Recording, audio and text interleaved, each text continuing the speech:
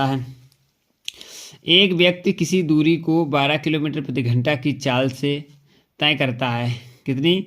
एक व्यक्ति है वो एक व्यक्ति किसी दूरी को 12 किलोमीटर प्रति घंटा की चाल से तय करता है और 9 किलोमीटर प्रति घंटा की चाल से वापस लौटता है। यदि उसके द्वारा कुल 2 घंटे 20 मिनट का समय लगा तो वह दूरी कितनी होगी? तो साथियों वो कह रहा है कि उसने वो कितनी दूरी चली जो कुल दूरी होगी। तो साथियों इस प्रश्न को हम हल करेंगे, समझने का प्रयास भी करेंगे। एक व्यक्ति किसी दूरी को 12 किलोमीटर प्रति घंटा की चाल से चलता है, ठीक है। तो हम मान लेंगे कि माना कितना समय लगेगा, तो कुल दूरी x मान लेंगे, ठीक है। कुल दूरी x मान लेंगे, तो माना दूरी बराबर x, जाने में तय की गई दूरी बराबर x, ठीक है। जाने में तय की गई दूरी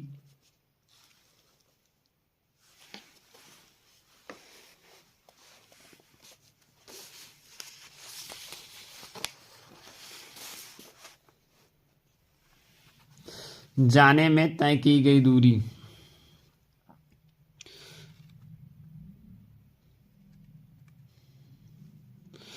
जब जाने में तय की गई दूरी कितनी है साथियों? यहाँ पे 12 किलोमीटर प्रति घंटा की चाल है, दूरी हम मान लेंगे x, कितनी? x मान लेंगे, ठीक है। तो x हमारी हो गई जाने में तय की गई दूरी, ठीक है। इसके बाद हमारी बात आ रही है दूसरी कि जाने में तय की गई दूरी, इसके बाद वो कह रहा है दूरी, तो कितना समय लगेगा? एक व्यक्ति किसी दूरी को 12 किलोमीटर प्रति घंटा की चाल से और चाल और दूरी दी, तो समय बराबर कितना लगेगा? यहाँ पे इसकी बात करेंगे तो समय बराबर है समय बराबर दूरी बटे चाल। दूरी हमारी x है और चाल हमारी यहाँ पर 12 किलोमीटर प्रति घंटा है, ठीक है ना। 12 किलोमीटर प्रति घंटा है समय, ये निकल के आया। अब दूसरी जो चाल है, वापस आने में जो लौटने में समय लगता है वो कितना है? यदि उसके द्वारा कुल 9 किलोमीटर प्रति घंटा है, चाल 9 किलोमीटर प्रति घंटा है, और यहाँ से निकालेंगे कितना समय लगेगा। दूरी सेम है तो समय बराबर हो जाएगा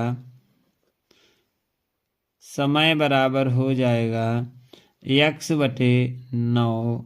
ये दोनों समय निकला है। अब दोनों समीकरणों को हम जोड़ेंगे तो कुल समय निकल के आएगा।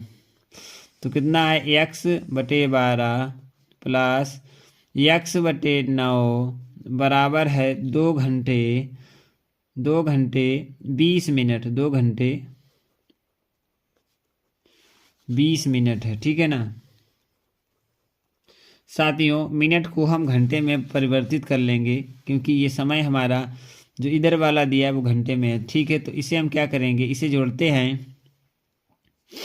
इसे जोड़ने में हमारा जो आएगा वो आएगा 9 और 12 का एलसीएम लेने के बाद इसे हल करेंगे। सबसे पहले 12 और 9 का एलसीएम यहाँ से लेंगे तो कितना आएगा? 2 से कटेगा और आएगा यहाँ पे 6 और 9 ऐसे ही रहेगा, फिर कटेगा 2 से, फिर आएगा 3 और ये 9 और 3 2 बार आएगा 1 और 3 और 3 एक बार और आ जाएगा। तो यहाँ पे कितना आ जाएगा? 3 त्रिका 9, 9 गुणे 3 दूनी 6, 3 त्रिका 9 और 3 दूनी 6, नहीं 3 त्रिका 9 और 2 दूना 4 और 9 चौक 36 इसका आ जाएगा एलसीएम। कितना?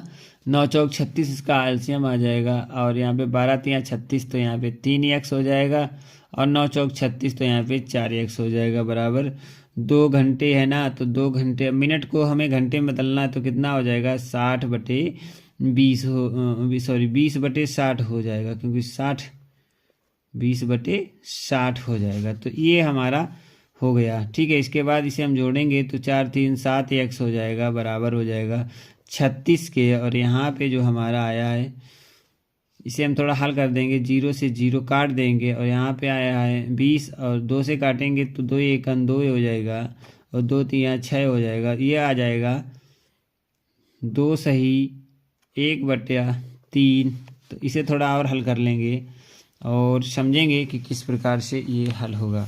थोड़ा इसे और हल करेंगे साथियों। तो देखो 7x 7/36 हो जाएगा और ये बराबर आ जाएगा किसके, 2 तियाँ 6 और 1 7, 7/3 के। ठीक है, तो यहाँ से हम क्या करेंगे, x बराबर 7/3 में गुणे, ये पलट जाएगा उधर जाएगा तो भाग में जाएगा, तो 7/36/7 हो जाएगा। तो साथियों 7 से 60 काट देंगे और यहाँ पे 12 तियाँ 36, कितना 12 तियाँ 36, तो x बराबर 12 निकल के आ जाएगा। ठीक है, x बराबर 12 निकल के आ जाएगा, तो कुल दूरी जो हमारी होगी साथियों तो 12 किलोमीटर होगी। तो इसका ऑप्शन जो सही होगा वो यहाँ पे डी ऑप्शन बिल्कुल सही हो जाएगा साथियों। आशा करते हैं ये प्रश्न आपको समझ में आ गया होगा साथियों।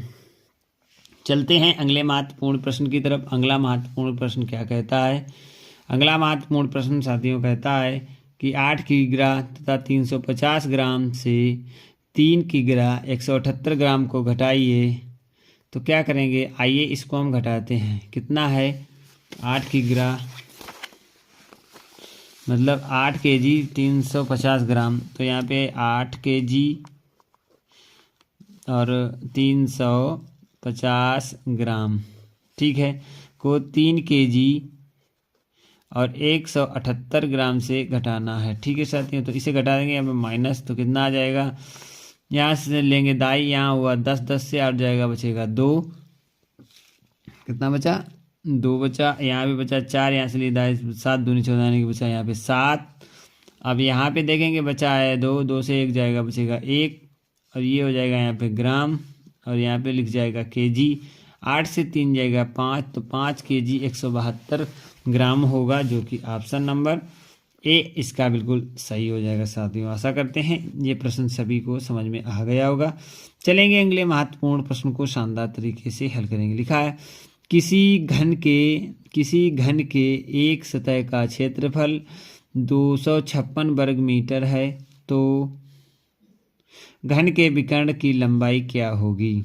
साथियों इस प्रश्न को शानदार तरीके से हल करेंगे। सबसे पहले ये कह रहा है किसी घन की सतह का क्षेत्रफल कितना है 256 वर्ग मीटर। तो घन की एक सतह की बात करते हैं, तो जैसे ये हमारा एक घन बना हुआ है, ठीक है, घन ये इस प्रकार का एक हमारा घन बना हुआ है ये, और इसका जो एक पृष्ठ है ये एक पृष्ठ, मतलब जब घन का कोई एक पृष्ठ होता है तो मतलब वो आयत है। क्या है, वो एक आयत है। ठीक है, क्योंकि वो आयत बन जाएगा, घन नहीं रहेगा, वो 2 डायमेंशन का हो जाएगा और जिसमें सिर्फ इस प्रकार का एक भाग होगा। भाई 4 भाग हैं, इसका एक भाग इस प्रकार से हो जाएगा। ठीक है, तो ये हो जाएगा हमारा एक घन।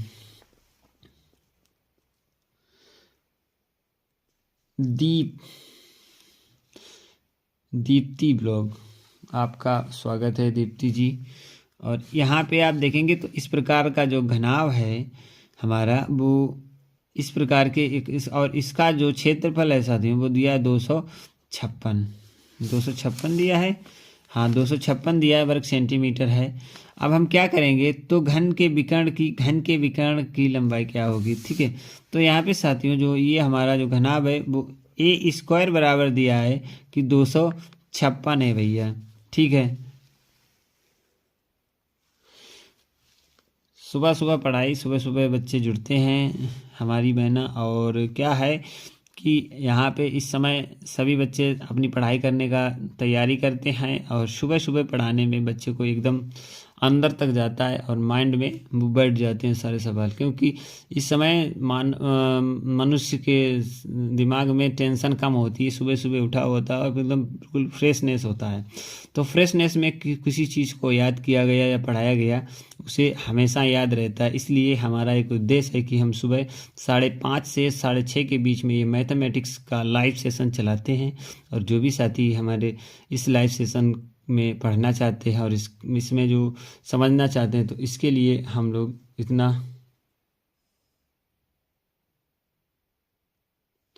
तो इसलिए थोड़ा ज़रूरी होता है, तो हम लोग इसीलिए सुबह शुरू करते हैं और जो भी साथी बहुत साथी जुड़ते हैं हमारे साथ और अच्छी तैयारी भी करते हैं, तो इसलिए हमारा सुबह का रहता है, तो हम अच्छी तरीके से पढ़ा भी सकते हैं और समय निकाल के बच्चों को पढ़ाने का ये तरीका बिल्कुल सही हमें लगा। तो इसलिए हमने सुबह 5:30 से 5:20 6 के बीच में अपनी इस लाइव सेशन को चलाने का प्रयास करते हैं डेली, और ये लगातार ऐसे ही चलता रहेगा। ठीक है साथियों। और हमारी दीप्ति जी भी पूछ रही थी इतने सुबह, तो इसलिए हम लोग सुबह पढ़ाते। सुबह का पढ़ा हुआ हमेशा याद रहता है, और बच्चों को मानसिक संतुलन भी इस समय सही होता है ना, ज़्यादा सुबह उठता है तो फ्रेशनेस रहता है, इसलिए हम लोग सुबह पढ़ाते हैं। तो अब यहाँ पे ए स्क्वायर है, तो ए बराबर यहाँ पे क्या हो जाएगा, अंडर रूट हो जाएगा 256। ठीक है, अंडर रूट हो जाएगा 256। अब हम क्या करेंगे, 256 के हम गुणनखंड करेंगे। ठीक है, 256 के जो गुणनखंड होंगे किस प्रकार से होंगे देखते हैं। यहाँ पर इसे काटेंगे, देखो 2 से कटेगा, जिस संख्या के अंत में 2, 4, 6, 8 और 0 होगा वो संख्या सदैव 2 से विभाजित हो जाएगी। तो 2 एकन 2, यहाँ पे 2 दूना 4 और 2 अट्ठे 16। तो इस प्रकार से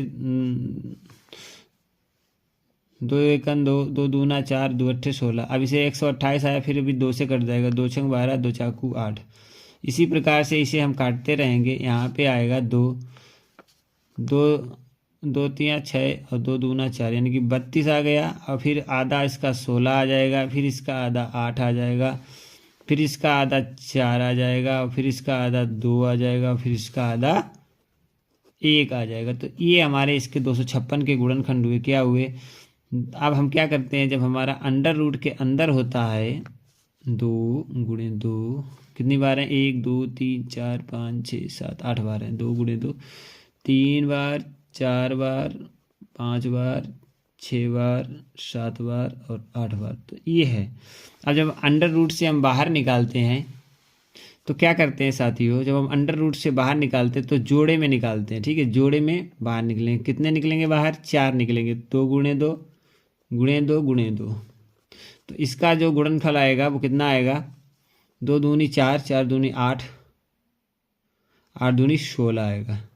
तो हमारी ए बराबर 16 निकल के आ गई। एक भुजा हमारी 16 निकल के आ गई। ठीक है ना। जब हमारी एक भुजा 16 निकल के आ गई, अब वो क्या कह रहा है, आगे पढ़ेंगे सवाल को, कि इसके तो घन के विकर्ण की लंबाई ज्ञात करना है। तो घन के विकर्ण की लंबाई क्या होती है समझना भैया। घन के विकर्ण की लंबाई होती है, यहाँ पे लिखेंगे घन के विकर्ण की लंबाई। तो लंबाई होगी अंडर रूट थ्री भुजा। आप लोगों को मालूम होना चाहिए, ये एक सूत्र है, घन के विकर्ण की लंबाई अंडर रूट 3 भुजा। अब यहाँ पे हमारी भुजा तो ए है, ए अंडर रूट 3 होता है, तो ए का मान हमारा 16 है, तो 16 अंडर रूट 3 हमारा राइट आंसर हो जाएगा। आशा करते हैं ये प्रश्न आप लोगों को समझ में आया होगा। इसी आशा के साथ इसके आंसर को यहाँ पर मिलाएंगे, तो यहाँ पर आएगा 16 अंडर रूट 3 सेंटीमीटर। जो इसका मात्रक था वो सेंटीमीटर में था, यहाँ पे वर्ग सेंटीमीटर दिया, तो इसलिए हमारा इसका बी ऑप्शन बिल्कुल राइट हो जाएगा। साथियों आशा करते हैं ये प्रश्न आपको अच्छी तरीके से समझ में आ गया होगा। चलते हैं अगले